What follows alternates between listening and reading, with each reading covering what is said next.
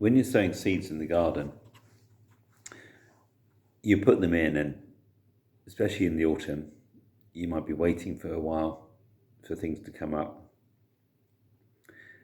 And we look forward to the spring when bulbs start coming up and everything seems to be slowly dying away. Beautiful colours at the moment, being October. But we know that when we sow seeds, there's always a bit of a delay, a time lag.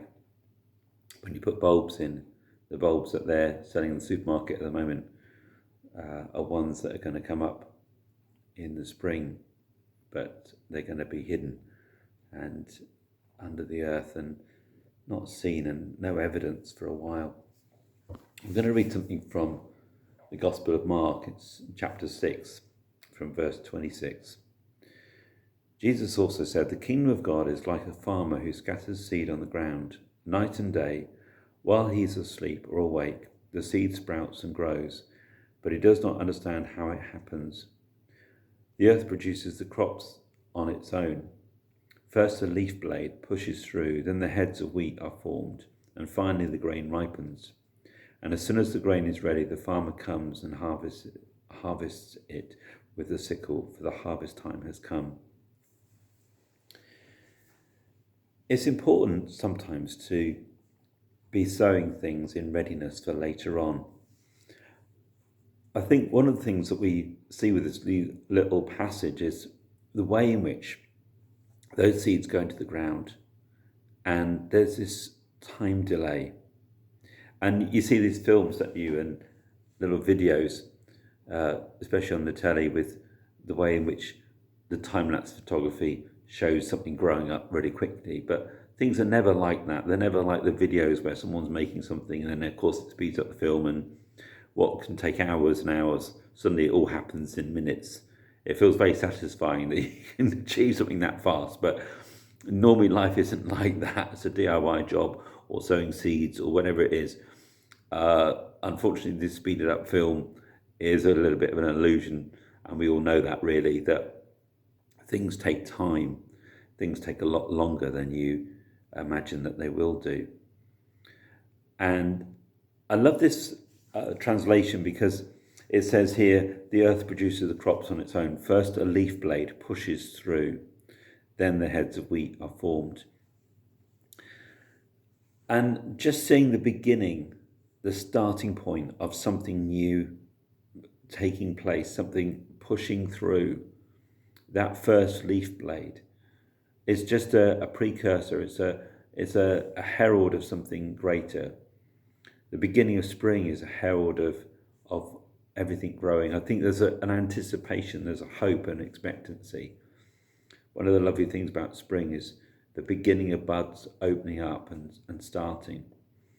And we can feel at the moment, in autumn, the spectacular colours. I'm really enjoying the leaves and the different colours that come out, and the beautiful colour that makes in the landscape, the reds and oranges and yellows, as well as the greens. So we can feel at the moment that things are dying away, and there's a beauty to that. Actually, as things die, there's a beauty and a glory that comes out, which is spectacular. But we know those things too are part of this move towards winter, where the leaves drop off the trees and things are bare, and it becomes very bland, very, very grey, very, colourless perhaps as well. And those things kind of make us feel a little bit dreary, and it feels a bit depressing. And if it's in the UK, it's quite grey, and the nights draw in, it's darker and so on. And all these kind of outward indicators make us feel like we're heading towards a winter season. And the thing is that as you plant seeds, as seeds are there under the ground, as bulbs are there under the ground, as things are placed there in readiness, we live in such a different environment to perhaps somewhere in the tropics, somewhere warmer, where you expect lush growth all the time. You expect ongoing, all the year round, this kind of flourishing, flowers and everything else like that. The temperatures are different, the weather's much warmer, and so on. But even those kind of places, they have these contrasts. They often have this contrast between a hot, dry season, perhaps, and a rainy season, for example. So you might get places that are real deserts and so dry and barren, and there's no rain, and then suddenly, perhaps in the winter season, they get the rain and things start to spring up, things become greener, or maybe they have a season where there's a flash flood, there's a unusual and a peculiar sort of rainstorm that happens in a desert area, and suddenly all these seeds come to life. And they might be ephemeral, they might be just lasting a short time, but suddenly the whole landscape is changed. So their use of that dry and barren and what apparently looks like a fruitless season, sometimes for very long periods of time in certain desert regions, and then of course it all comes to life. So in different ways we have this experience of what's in the ground, what's seeds, what's waiting, what's anticipation, what we know is hidden, but we expect that at some point it will come through, it will burst through, it will break through that ground and suddenly appear, and green life and new life will start to form, and ultimately, we hope that things will start to flourish and fruitfulness will come. And I remember going to France and seeing the way in which they cut back the vines, to what looks like stumps, and it's quite brutal, really. They're cut right back, but that's essential for vines, that they get pruned right back so that new growth will come in the following year, and then of course the crop will come as well. And so we wait for that sort of harvest, that ripening, and we look forward to it, but we can get quite frustrated as well. We get frustrated perhaps in years like 2020 where we've been going through lockdowns and limitations and restrictions, and it feels like, I was chatting to a friend of mine today, it feels like being tethered. She said, this whole sense of feeling penned in and not able to do things that we would normally do, not having the freedoms. And there's lots of debates and questions and controversies around, okay, we're doing this for public health reasons and so on, but are we limiting people's personal freedoms? And is that right? And what are the consequences of that? And how much damage we're causing to people as a result of doing that?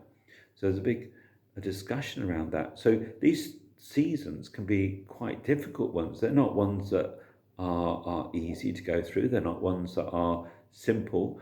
The decisions and the impact on us can be considerable. A barren season are not necessarily a season that everybody wants to be in. Who wants to be in the desert season? Who wants to be in the place of barrenness? Who wants to be in the place of restriction and lockdown? Who wants to be in the place where it seems that no life is appearing, no new plants are sprouting up, nothing's bringing seed and harvest, and nothing seems to be reproducing, multiplying? Who wants to be in that kind of situation? Something that we feel we'd much rather avoid. But it's interesting how in this Gospel of Mark, Jesus talks about the kingdom of God is like this farmer who scatters seed on the ground.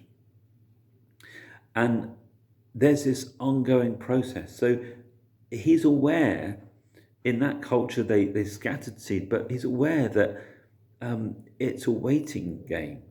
It's a season where he's doing what needs to be done now in order that things will be produced later.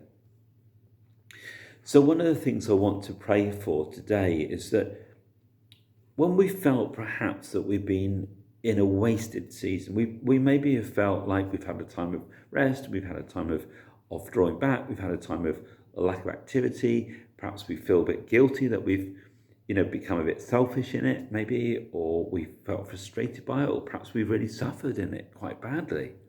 We've had that season. even when we felt like maybe it's been a real dry season, we've not had the access to the sort of things that we feel we will be really blessed by. When we've had that situation, I pray that today, that waiting season will feel that it will produce something. It will come out with some new life, new opportunity, new hope. It says here in verse 28, the earth produces the crops on its own. First a leaf blade pushes through, then the heads of wheat are formed, and finally the grain ripens. And as soon as the grain is ready for the farmer comes and harvests it with a sickle, for the harvest time has come.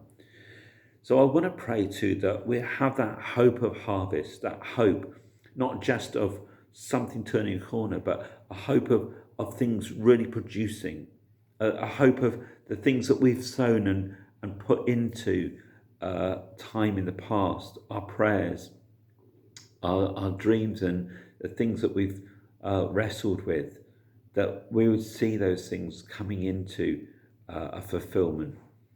And I want to pray too that maybe if we're still in that place, which I'm sure many of us are, that we're feeling we're frustrated, we're feeling perhaps we're limited, we're feeling maybe we've got so much that we want to see happen, but we feel like we're even feeling we've wasted our time so much in the last few months in 2020. We feel we've squandered opportunity of being still and listening to God. We feel we might have squandered opportunity to reflect and be ready and prepare ourselves. We might have missed the opportunities that we had all this time, and we didn't do anything with it. So I want to pray that we would also be able to make the best of what we've got now.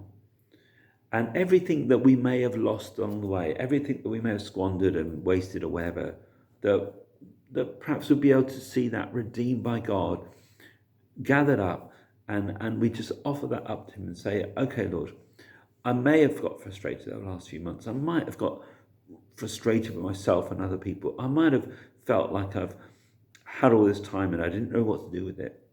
Or I might have been praying these prayers and I can't see how they're going to get fulfilled.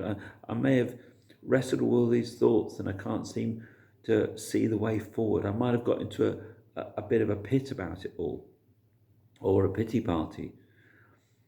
Well, Lord, I offer this over to you. I commit this year over to you. I commit these last few months, these weeks, this strange season that I've been in.